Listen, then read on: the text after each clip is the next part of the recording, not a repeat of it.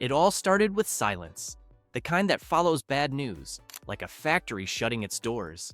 In Ingersoll, Ontario, the Bright Drop electric vehicle plant had once been the pride of Canada's clean tech dream, a billion-dollar promise.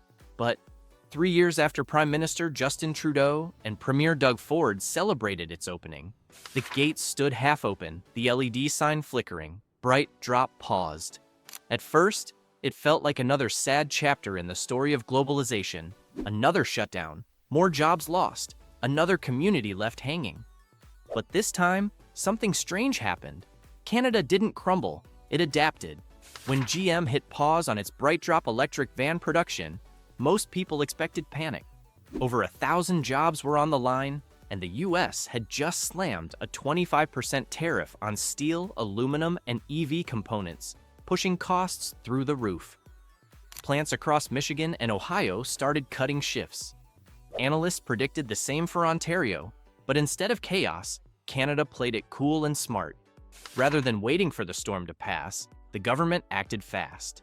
Ottawa and the Ontario government launched emergency programs that helped workers retrain, supported local suppliers, and even gave credits to companies that kept producing parts domestically. Ontario's power agency redirected cheap, clean energy toward small EV startups to keep their lights on. Within days, 400 laid-off workers were already learning new skills in battery logistics and diagnostics. Meanwhile, south of the border, plants were struggling. Suppliers were shutting down. Workers were left jobless. But in Canada, things stayed steady. Why? Because the country had built what experts started calling a shock absorber system. Instead of letting problems roll downhill, Canada created a loop. Government, suppliers, unions, and big companies working together to stop the domino effect before it started. Now, let's talk about what caused the chaos in the first place. Tariffs. When the US added that 25% tax, every vehicle assembled in Canada suddenly got way more expensive to build. GM alone faced over $1 billion in extra costs in just 1 quarter. The math was brutal. Across the border, American factories faced similar pain, even though the tariffs were supposed to help them. Turns out, they were also paying billions more for steel, aluminum, and electricity.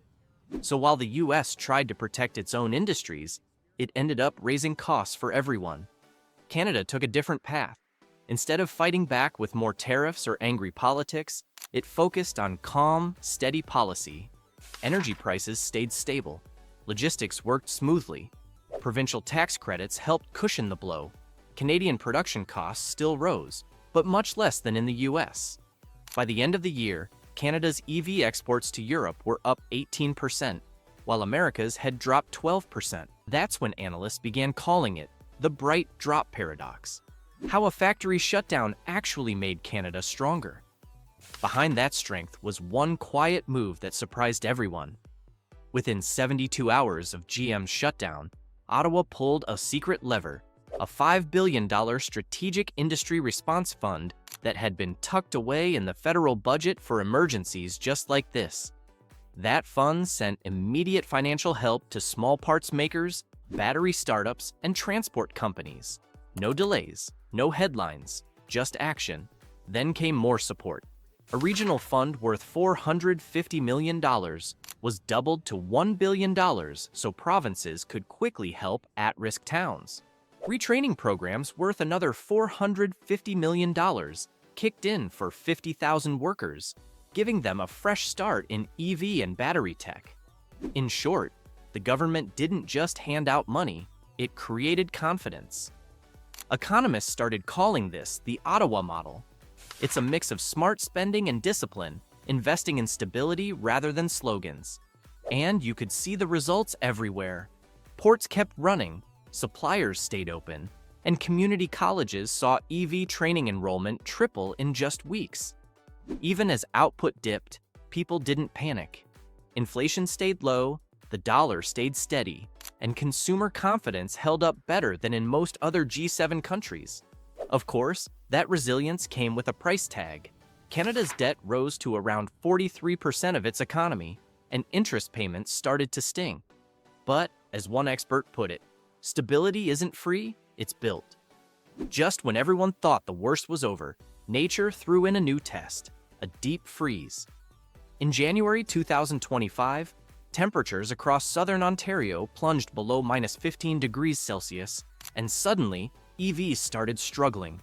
Batteries lost up to 40% of their range. Delivery vans slowed, sputtered, and stalled. For a moment, it looked like the clean energy dream might freeze over. But once again, Canada turned the problem into progress. A small startup called Polaran Energy began experimenting with new cold-resistant battery liquids.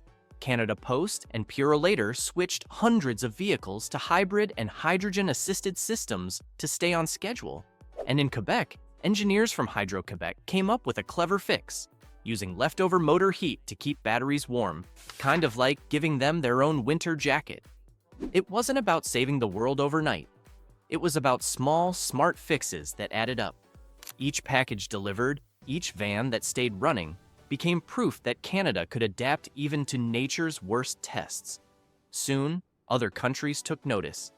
The Northern Operating Model, as experts called it, showed that real innovation happens when things get tough and cold. Meanwhile, Ontario quietly became the heartbeat of North America's electric vehicle industry. From Volkswagen's $7 billion battery plant in St. Thomas to the Stellantis LG megafactory in Windsor and the Bright Drop facility in Ingersoll, the province built a full EV ecosystem. Thousands of suppliers and engineers worked together, shifting seamlessly between projects. Ontario's advantage wasn't just in factories, it was in power. The province runs on one of the cleanest and most stable electricity grids in the world, 90% carbon-free, predictable, and about 30% cheaper than in most U.S. industrial states. That kind of reliability is gold for global investors. In a world full of trade wars and policy swings, Ontario offered something rare: trust. That's why locals started calling it the Trust Network. Because here, power doesn't just mean electricity, it means reliability. While other places worried about the next shock, Ontario kept humming along, proving that consistency could be the ultimate competitive edge. But the real transformation happened underground, literally.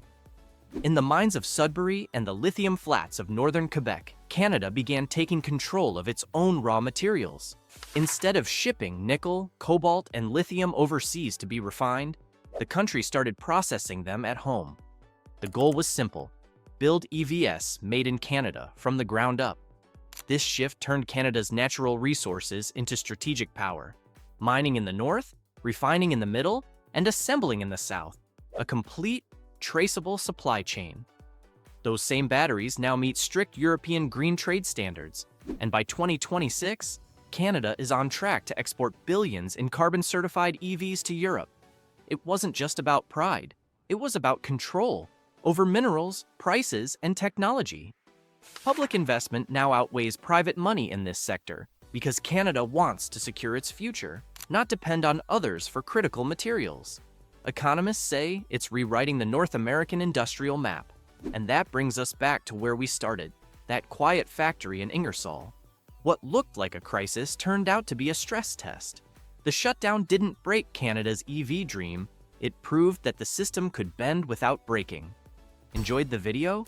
Smash that like, hit subscribe, and share it with someone who loves big ideas about the future of work and technology. Your support keeps stories like this alive.